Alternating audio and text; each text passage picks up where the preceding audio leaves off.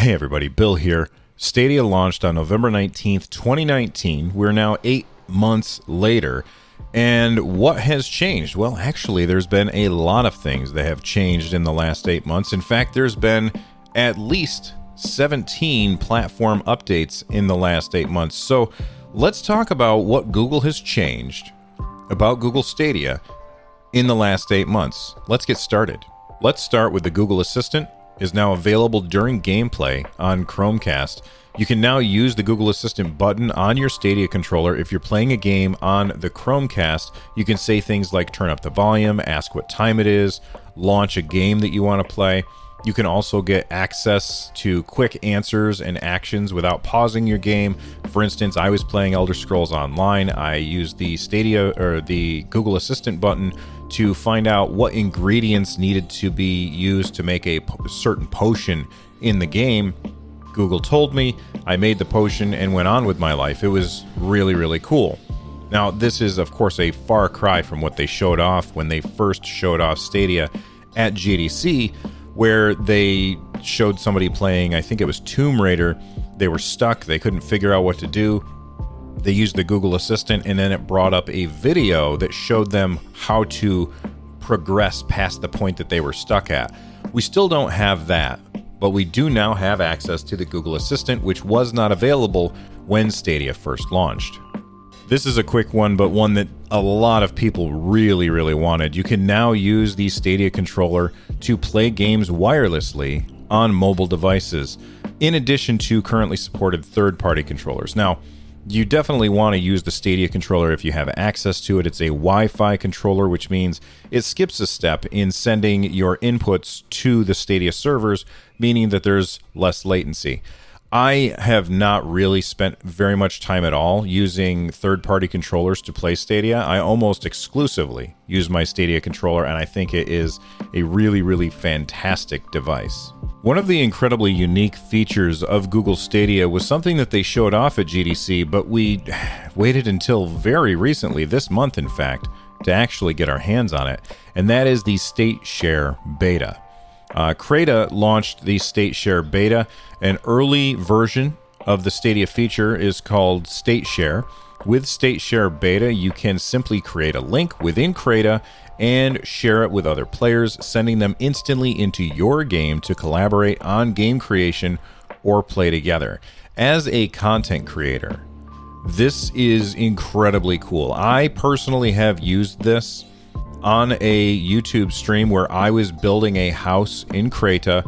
I dropped the link in YouTube chat. I instantly had like 20 people there, and they were all building the house with me. They were decorating it. People made a medieval room. Somebody made a whole giant nerd nest sign. It was so cool, and I can't wait for more games to utilize State Share, because that is a really, really cool thing for content creators. You can now see additional statistics for games that you play on Stadia. Game developers can enable game stats, and they will appear with your achievements on Stadia. Game stats include things like total time. Game stats include things like total time played, games won, and more. You can control the visibility for player stats in your privacy settings. So as a content creator who receives review copies that are sometimes under embargo, I've had to go through and make everything private so that people can't find out what games I'm playing, because I don't want to have to dodge their questions. But game stats on the web is pretty cool. There's a lot of detail there, and again, you can find that under your achievements section on Stadia. Google has also added support for landscape mode in Stadia app outside of gameplay. So what you used to do is you would launch the game in portrait mode, and then you would turn the game sideways into landscape mode in order to play the game, which is fine. But if you've already got your phone connected to your controller, then you have to turn the whole thing sideways, and that's just really, really clunky in order to do that. So I think it's very good that they ended up adding landscape mode, and honestly, I can't believe that it wasn't there at launch. Anyway, for example, you can now browse the store and homepage with your mobile device in landscape mode, which makes a lot of sense because some people will have their phone attached to a controller, and turning the phone is kind of a hassle. This next one could be a good change or a bad change. You can now find your friends on Google Stadia via their Gmail address. Now, for some people who value their privacy, this may be really, really bad, in which case I would point you to the privacy controls because you can turn this off. If you don't want people looking for your Stadia account with your Gmail account, then simply turn this off, and when they do a search, it won't come up. But at the same time, if you've got friends who have ridiculously spelled names with numbers and letters and you want to friend them, you can just friend them through an email address. So that's a good thing. There's kind of both sides to that. The next one is actually pretty damn huge. You can now play games on Stadia with any Android phone that has the ability to install the Stadia app. So before, you can install the Stadia app, but maybe you wouldn't be able to actually play games on Stadia using that app. Well, this now includes phones that are not on the officially supported lists. There's more details which can be found at the official Stadia community blog. I think that this is great, and the more screens that you can play Stadia on, the better.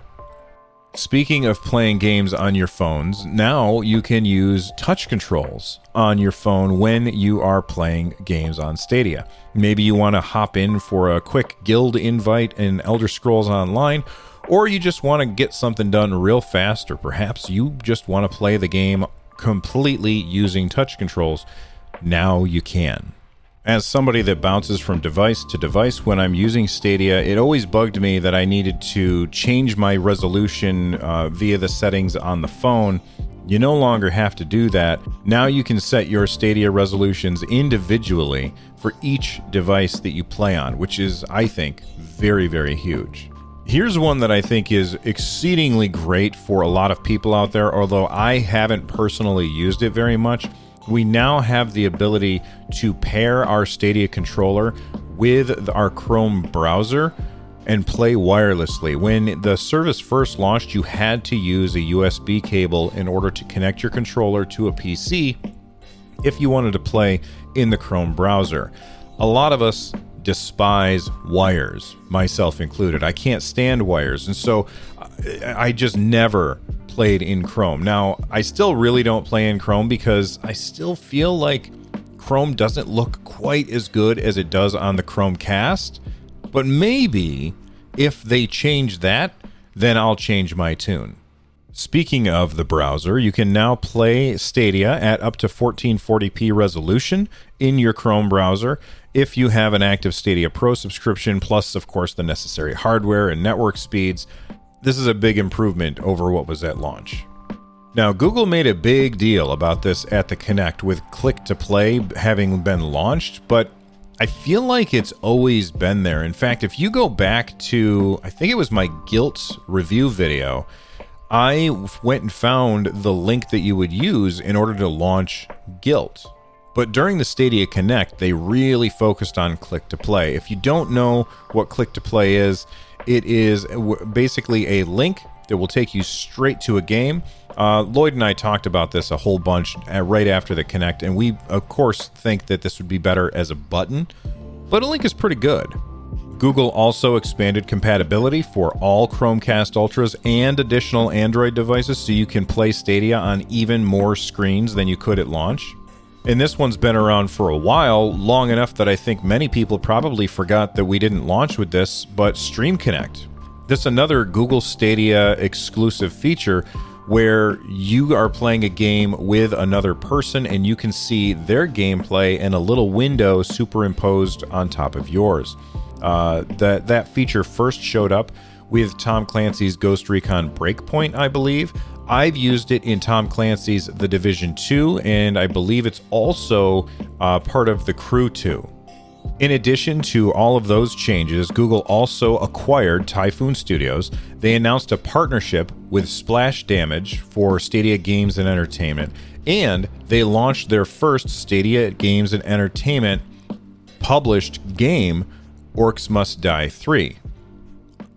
And then finally, access to Stadia is now free for anybody with a Gmail address.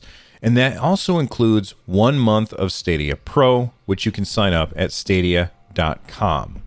All right, that's it. That's 17 changes that Google has made to Google Stadia since they launched 8 months ago. Listen, I'm 100% sure that I forgot something. So why don't you let me know in the comment section down below if there's anything that I left out. And of course, let me know what is your biggest change that you want to come to Stadia in the future. Thanks so much for watching. I'm out of here. Before you go, make sure that you click on all of the things in order to help the YouTube algorithm. Have an awesome day, everybody.